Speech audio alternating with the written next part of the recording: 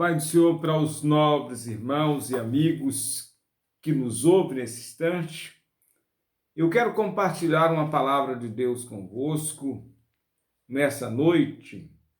Quero ler no Salmo de número 73, versículo 13 até o versículo 16. Diz assim a palavra de Deus: Na verdade que em vão tenho purificado o meu coração e lavado as minhas mãos na inocência, pois todo dia tenho sido afligido e castigado cada manhã. Se eu dissesse, também falarei assim, eis que ofenderia a geração dos teus filhos. Quando pensava em compreender isto, fiquei sobremodo perturbado. Prezados, é um salmo bastante conhecido. Afinal de contas, os salmos têm mensagens gloriosas, estudos profundos para a gente. E esse salmo, que é um salmo de Asaf, esse moço, pelo jeito, além de ser cantor, era responsável por um grupo de cantores. Ele era, então, levita de verdade, de nascença, e estava exercendo realmente. Não é tipo os levitas que se dizem hoje, ou que se intitula hoje, que agora surgiu esse negócio de levita, eu sou levita ou levita. Eu acho que é melhor logo dizer que você é cantor, que você louva a Deus, que fica mais bonito. Ele viveu um momento, esse salmo ele escreve depois que ele viveu esse momento. Por quê? Ele vivia uma vida pautada na justiça, vivia uma vida pautada na verdade. Ele diz, eu tenho lavado as minhas mãos da inocência.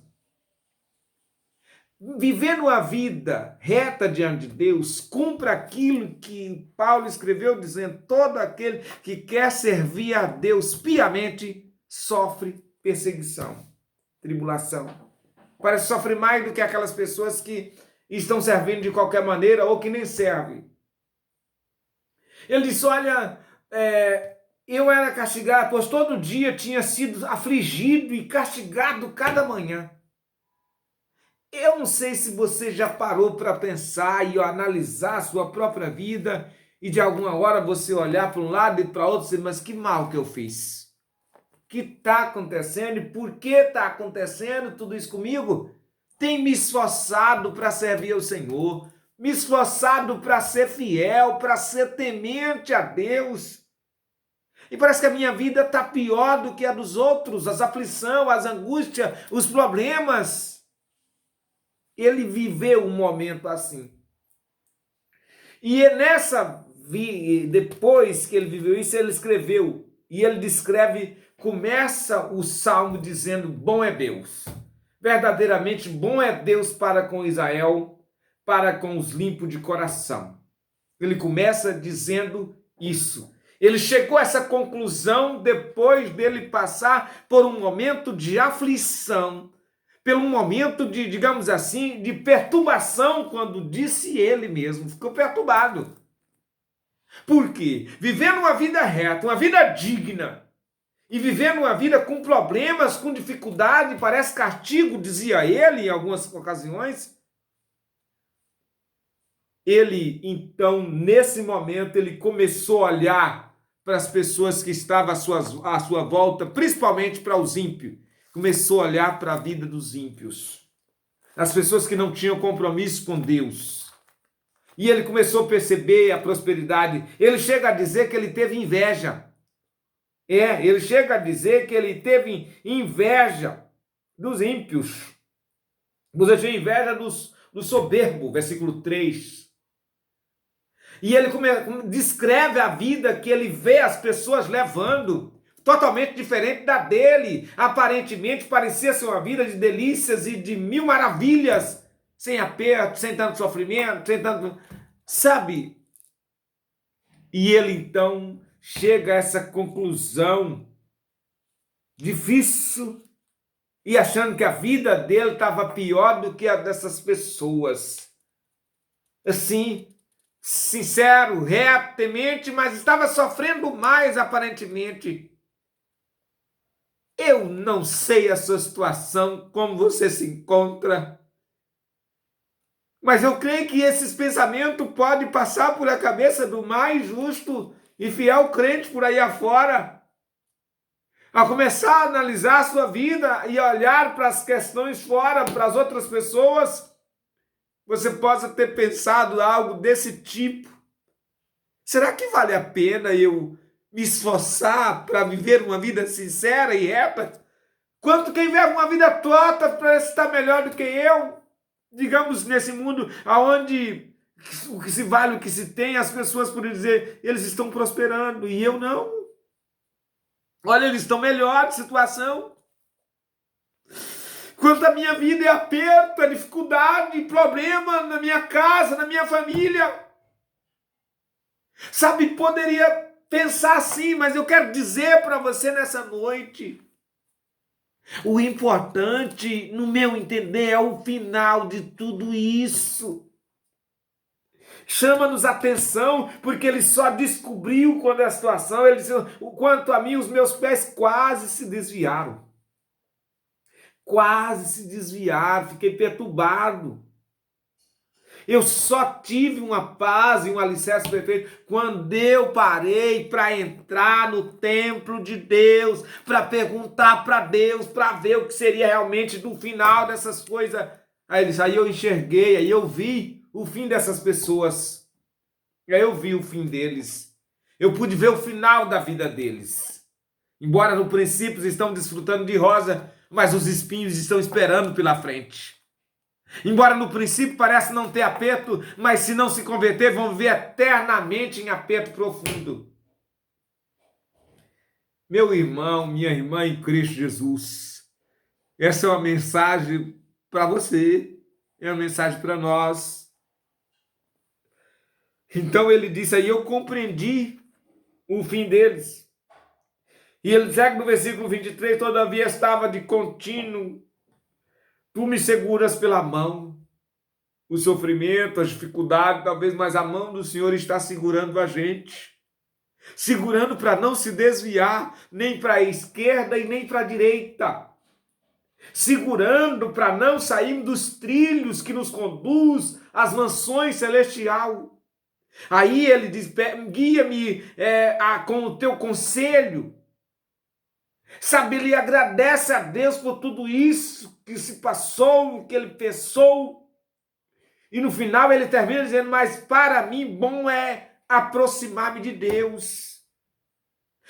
O bom da vida dele, que ele entende no final disso, que ele diz que Deus é bom, e ele termina dizendo que o bom para ele é se aproximar de Deus. Sabe, meu irmão, minha irmã, o bom de toda a nossa vida como cristãos é nos aproximar de Deus. Nem que aquilo que, ou os caminhos, ou os meios pelos quais a gente se aproxima, seja doloroso, seja com lágrima, seja com muito aperto, mas se isso está nos aproximando de Deus, segue em frente. Se isso vai te aproximar de Deus, glorifica. Ah, mas é um problema, é a enfermidade, é isso, é aquilo, mas está te aproximando de Deus? Isso está te aproximando de Deus? Isso está te levando mais para perto de Deus? Então isso é uma bênção para a sua vida. Qualquer coisa que nos aproxima de Deus, devemos glorificar Deus por isso, devemos continuar. E qualquer coisa que nos afasta de Deus, devemos rejeitar, mesmo que seja uma vida regalada, uma vida esplêndida, uma vida vivendo, usufruindo de tudo, do bom e do melhor dessa vida, da gordura dessa terra. Mas se isso está nos afastando de Deus, foge disso, entra pelo caminho, nem que seja do sofrimento, mas que esteja se aproximando de Deus, da sua verdade, da sua palavra, do céu. Porque bom é aproximar-nos de Deus. E ainda que seja com lágrima, ainda que seja com a cruz, ainda que estejamos sangrando, não vamos desistir e vamos nos aproximar de Deus. Sabe, nessa hora tão difícil, talvez para a gente ficar confuso ou até perturbado, não precisa olhar para o mundo sem Deus. Às vezes é olhando para o meio da cristandade de uma forma geral, olhando para o meio do mundo gospel, para o meio do povo que se diz povo de Deus. A gente pode ter esses pensamentos também. Senhor, será que eu estou errado? Será que é só eu que estou errado nessa situação toda? Tenho me esforçado para te servir, para te seguir. Tenho me esforçado para obedecer a sua palavra e parece que as coisas para mim é mais difícil do que para os outros. Outros que se dizem cristãos, irmãos, por aí afora, vê uma vida diferente, uma vida de desobediência, uma vida em rebeldia. E aparentemente está melhor do que eu, sabe?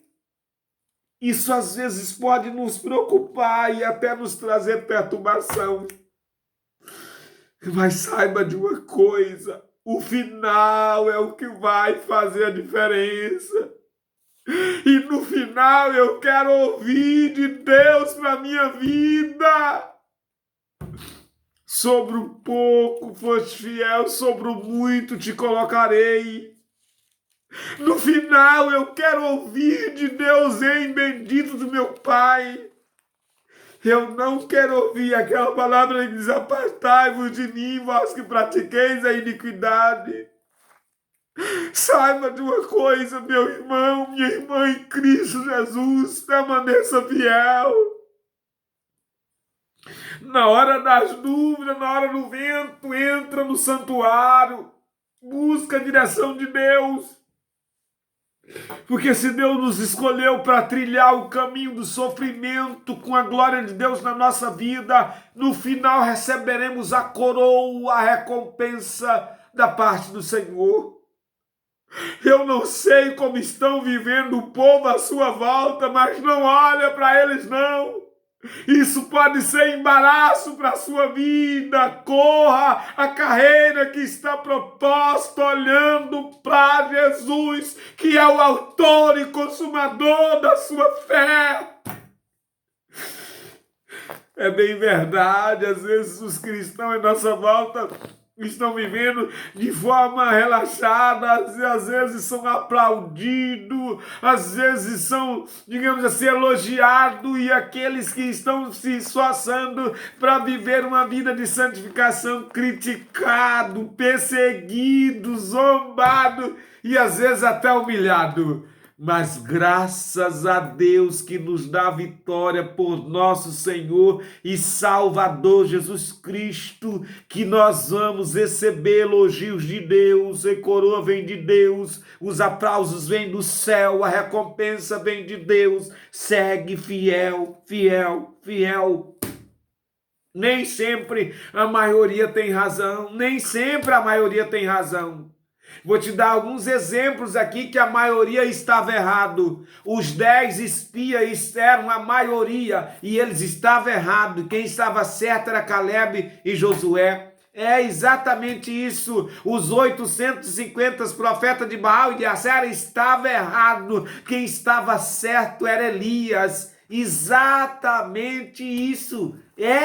Nós teríamos mais exemplos para te dizer de muitos outros que às vezes a maioria estão errados. Não se preocupa se às vezes você olhar e se achar que está como um peixe fora do aquário. Permaneça assim. Seja aquele que faça a diferença e seja diferente. O Senhor Deus conta contigo. Ele está guiando os seus passos, a sua vida.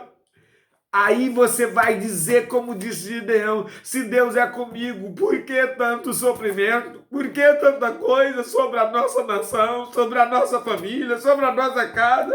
Por que eu tenho que me esconder e pisar o trigo no lagar, trabalhar no lugar de esconder as coisas por causa das afrontas do inimigo? Mas o Senhor disse para ele: o Senhor é contigo, varão valoroso. Mesmo quando nós mesmos achamos que isso não está certo, não tem jeito. O caminho de Deus não é o nosso, amado. E a maneira de Deus não é a nossa. Então eu quero orar com você nessa noite.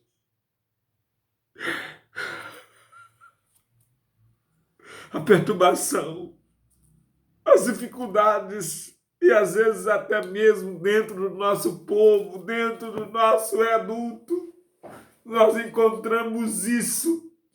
Mas não se preocupa, agrada ao Senhor, Ele vai te guiar e vai valer a pena sim. Vai valer a pena sim, vai valer a pena. Um dia você vai dizer, valeu a pena ser fiel, valeu a pena seguir os passos do Senhor, valeu a pena ser verdadeiro, valeu a pena viver uma vida de santificação, valeu a pena ser um crente diferente nesse mundo. Porque um dia você vai para o céu, você não é daqui mesmo.